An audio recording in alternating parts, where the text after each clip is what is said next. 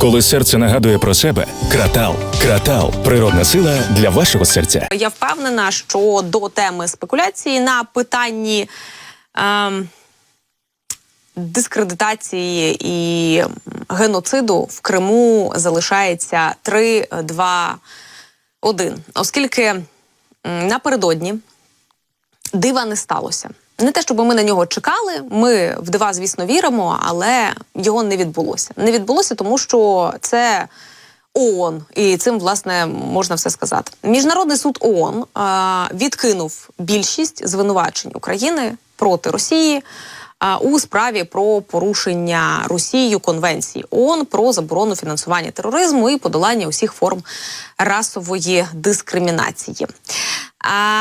Про що мова? Про наш позов, який Україна подала ще задовго до повномасштабного вторгнення, який стосувався 2014 року. Ну і, власне, протягом 15-17 років вся ця історія досліджувалася, і от перший вирок маємо.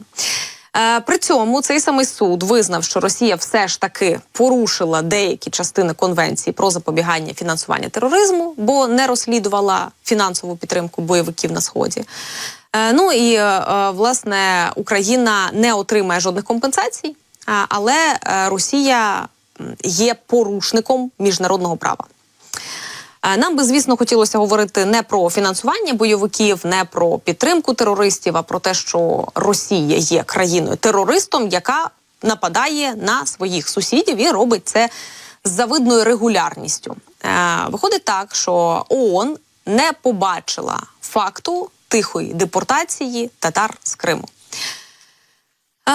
Ну і, власне, щодо тих звинувачень, які розглядав суд, то суд вирішив, що дії російських правоохоронних органів, а також організацій щодо кримських татар могли частково порушувати права цієї етнічної групи.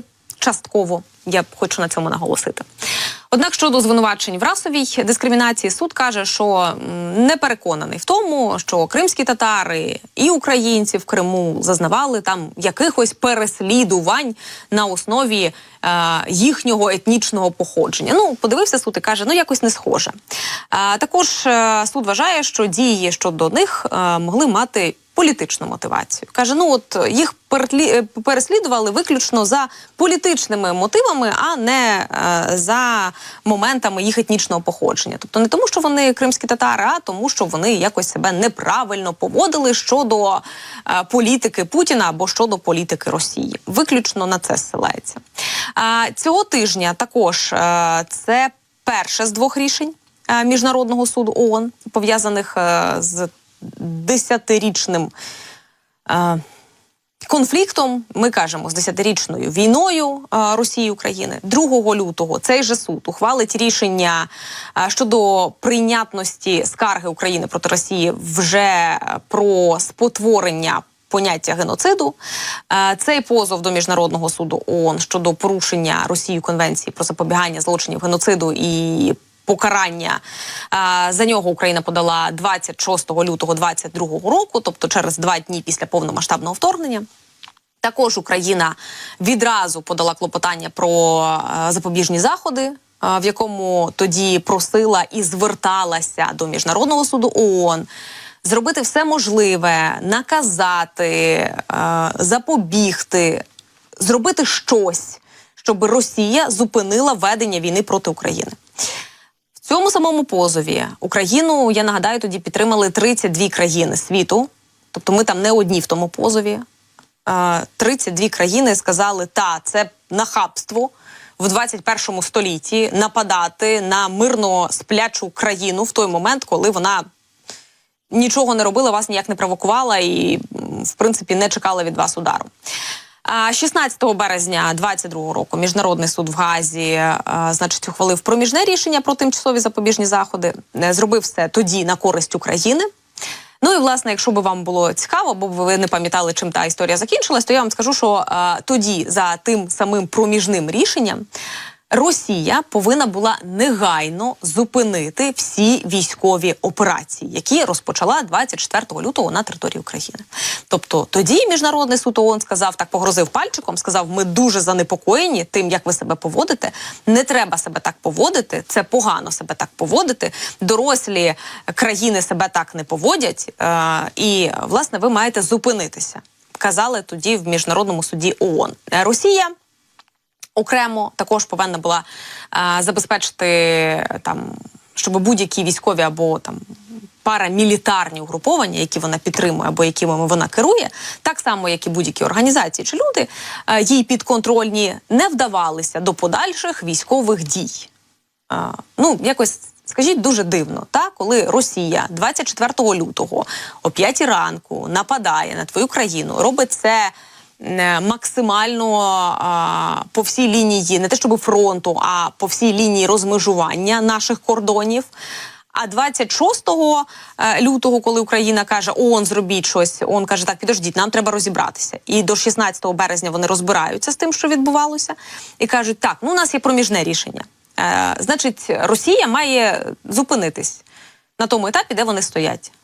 Зупиніться вбивати українців. А ми поки вирішимо, що робити далі. Ще 2 роки будемо вирішувати, чи ви праві, чи не праві в тій ситуації. Звісно, пальчиком то вони погрозили, Росії то вони приказали, але Росія сказала, глуха баба не чує. 9, 10, що я маю зробити? Сказали на території Росії. І, власне, як ви пам'ятаєте, ніхто не зупинився 708 днів.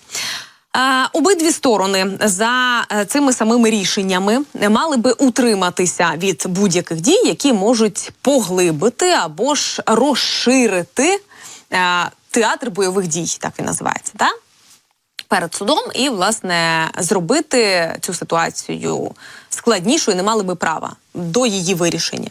Або ж зробити все максимально для того, щоб її вирішити в позитивному ключі.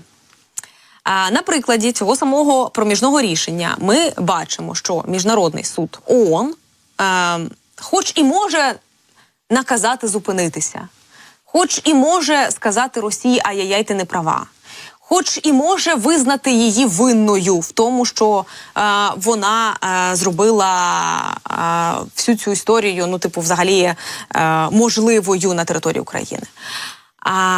Але Міжнародний суд ООН не має засобів примусу для того, щоб їхні рішення були виконані взагалі. Тобто рішення суду є, навіть проміжне.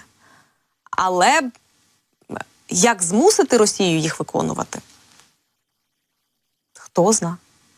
Суд ООН до того не дійшов. Вони кажуть, поняття не маємо. Як?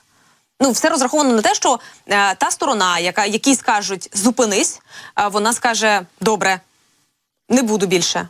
Але, як ми бачимо, держави не хочуть добровільно виконувати ці самі рішення. Власне, 708-й день війни. Ще раз на тому наголошую. Такі є наслідки цього самого суду ООН. Завтра чекаємо на наступне рішення, хоча, знову ж таки, як воно буде дотримуватися, хто його буде дотримуватися, будемо дивитись. Тому, чи є плюси-мінуси, підводні камені з того, що вони прийняли або ж не визнали тихої депортації кримських татар з Криму, теж, як бачимо, особливо ми не можемо з того приводу нічого сказати. Чи нас це зупинить в тому, щоб довести все ж таки суду ООН, що він не правий? Ні, не зупинить. Ми продовжимо збирати докази і, відповідно, доводити агресію Росії і проти українців в Криму, і проти кримських татар в Криму.